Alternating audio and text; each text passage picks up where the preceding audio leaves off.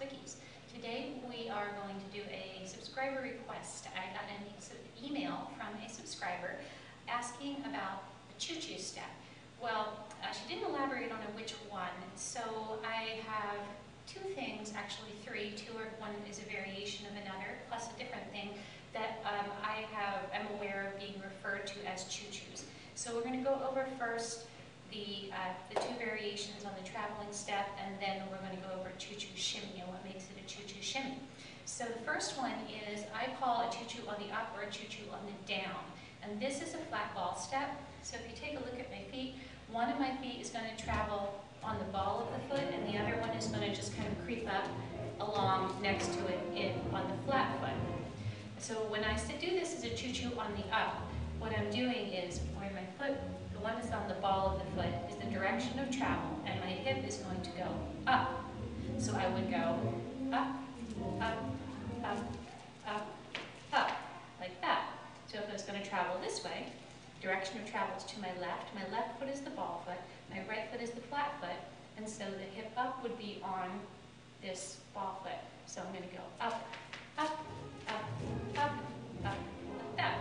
So of course it's nice to use a directional arm with that, so you can have it here, you can have it here, you can have it here, anything like that, have it develop as it comes out, you can play with that.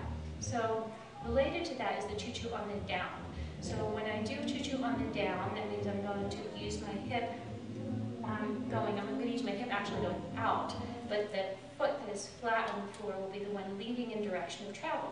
So if I'm going to the right, here's my flat foot, this is my ball foot, I'm traveling this way, and I'm going to go out on this step here. So I'll come up and come out, out, out, out, like that.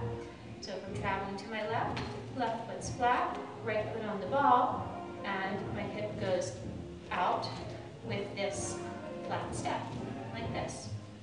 So I like to equate this kind of like pushing a box across the floor with your hip. And then usually when I'm teaching, if a student's having a little trouble with this one, as soon as I say, like, imagine you were pushing a box across the floor with your hip, kind of pushing it maybe up a ramp, and usually just like that it goes. So maybe that visualization will work for you as well. So these are two steps that I refer to as a Choo Choo on the up and a Choo Choo on the down. And then of course there's a Choo Choo shimmy. Now Choo Choo shimmy is basically you're kind of beating your feet on the floor. You're done doing this with your foot up on the ball of your foot, and then here, like this. And then by taking those very fast steps and letting your hips go with them, you get that very vibrational thing. I would remind you to keep your feet fairly close together, because it can start to look a little funny if you have your feet too wide on this step.